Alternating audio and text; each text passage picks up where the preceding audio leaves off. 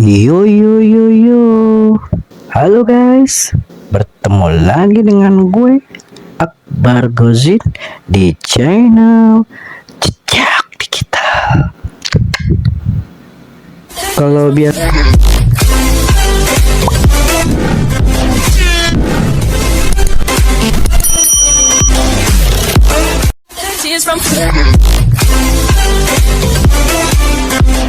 Kalau biasanya kita ngebahas sejarah tentang kerajaan, penemuan besar, atau kisah-kisah unik yang jarang kita ketahui. Kali ini kita akan membahas sesuatu yang sudah ada sejak ribuan tahun yang lalu dan sampai sekarang masih menjadi hampir masalah di seluruh dunia. Yap, apalagi kalau bukan korupsi. Satu kata yang sering kita dengar, tetapi tahu nggak kalian bahwa ternyata praktek korupsi sudah muncul bahkan sejak manusia mulai membangun peradaban. Jadi, siapkan kopi Anda, siapkan cemilan, dan jangan lupa like, subscribe, dan aktifkan lonceng notifikasi kalian. Karena hari ini kita akan menelusuri sejarah korupsi di dunia. Dari zaman kuno hingga era modern. Apaan sih korupsi? Kita harus memahami dulu apa itu korupsi. Secara sederhana, korupsi adalah penyalahgunaan kekuasaan atau jabatan. Bisa juga dibilang kepercayaan untuk mendapatkan keuntungan pribadi. Bentuknya bisa bermacam-macam, mulai dari suap, penggelapan uang, penyalahgunaan jabatan, hingga pemberian keuntungan kepada keluarga atau teman dekat. Yang menarik, korupsi ternyata bukan zaman produk modern. Praktek ini sebenarnya sudah ada jauh sebelum manusia mengenal internet, mobil, bahkan listrik. Mari kita mundur ke 4000 tahun yang lalu, ke wilayah yang sekarang dikenal yang namanya Irak. Di sanalah berdiri Mesopotamia, salah satu peradaban tertua di dunia. Mesopotamia memiliki sistem pemerintahan, hukum, dan pajak yang cukup maju. Namun, ketika ada kekuasaan, maka muncul pula untuk menyalahgunakan kesempatan. Beberapa catatan kuno menunjukkan adanya beberapa pejabat yang menerima hadiah atau suap. Ada pula pemungut pajak yang mengambil jauh lebih banyak dari yang seharusnya. Kelebihan uang tersebut masuk ke kantong pribadi. Menariknya, Raja Urukagina dari kota Lagas sekitar tahun 2300 sebelum Masehi sering disebut sebagai salah satu seorang penguasa pertama yang mencoba memberantas korupsi. Ia membuat berbagai macam aturan untuk membatasi penyalahgunaan kekuasaan oleh pejabat. Artinya, bahkan ribuan tahun yang lalu manusia udah berusaha melawan yang namanya korupsi Di Mesir kuno, peradaban yang terkenal dengan piramida raksasa, mumi, dan para Firaun, Mesir memiliki birokrasi yang sangat besar. Ada pejabat pajak, hakim, pengawas gudang, dan banyak jabatan-jabatan yang lainnya. Namun, tidak semua pejabat bekerja dengan jujur. Beberapa catatan sejarah menunjukkan adanya keluhan tentang pejabat yang menyalahgunakan wewenang. Ada yang mengambil barang milik negara, ada yang meminta imbalan agar semua urusan dipermudah, dan ada pula yang menggunakan jabatan untuk memperkaya diri sendiri. Jadi, di balik kemegahan piramida, ternyata masalah korupsi juga ikut tumbuh. Wow. Sekarang kita ngebahas di Kekaisaran Romawi, salah satu kekuatan terbesar di dunia. Romawi memiliki wilayah yang sangat luas. Namun, mengelola wilayah yang sangat luas bukanlah hal yang sangat mudah. Banyak pejabat daerah yang memperoleh jabatan melalui pengaruh politik dan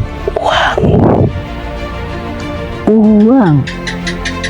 Sebagian menganggap jabatan adalah sebagai investasi. Mereka mengeluarkan banyak uang untuk posisi tertentu. Setelah berkuasa, mereka berusaha mengembalikan modal tersebut. Caranya dengan memungut pajak yang sangat lebih, meminta suap, atau memanfaatkan suatu proyek pemerintah untuk kepentingan pribadi. Akibatnya, rakyat sering banyak menjadi korban. Memasuki abad pertengahan, kerajaan-kerajaan besar bermunculan.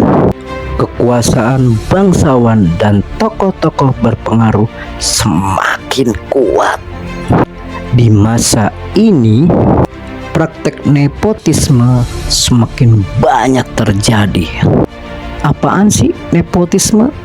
Yaitu memberikan jabatan kepada keluarga atau kerabat terdekat, bukan karena kemampuan, melainkan karena hubungan pribadi. Akibatnya, orang yang kurang kompeten bisa menduduki posisi penting. Selain itu, jual beli jabatan sudah terjadi di berbagai macam wilayah. Justru dijadikan alat untuk mencari keuntungan. Memasuki abad ke-15 hingga 19, bangsa-bangsa Eropa mulai menjelajahi dunia. Mereka mulai mencari rempah-rempah, emas, dan sumber kekayaan lainnya. Perdagangan internasional mulai berkembang dengan pesat. Namun, di balik keuntungan besar itu, terdapat banyak penyalahgunaan kekuasaan. Beberapa pejabat kolonial memanfaatkan posisi mereka untuk memperkaya diri. Mereka mengambil keuntungan dari perdagangan, memungut pajak berlebihan, dan terkadang mengabaikan penderitaan rakyat. di wilayah jajahan. Sejarah menunjukkan bahwa kekuasaan tanpa pengawasan seringkali membuka peluang terjadinya korupsi. Memasuki abad ke-20, negara-negara modern mulai memiliki sistem pemerintahan yang lebih teratur. Lembaga pengawasan dibentuk, aturan hukum diperkuat. Namun, korupsi tidak bisa hilang begitu aja. Bahkan, beberapa skandal besar mengguncang berbagai negara. Ada pejabat yang menerima suap, ada penggelapan dana negara, ada pula proyek anggaran pembangunan yang anggarannya dimanipulasi. Meskipun teknologi berkembang, sifat dasar manusia tetap menjadi tantangan. Hari ini, korupsi tidak dilakukan dengan selalu koper dengan penuh uang. Metodenya jauh lebih canggih.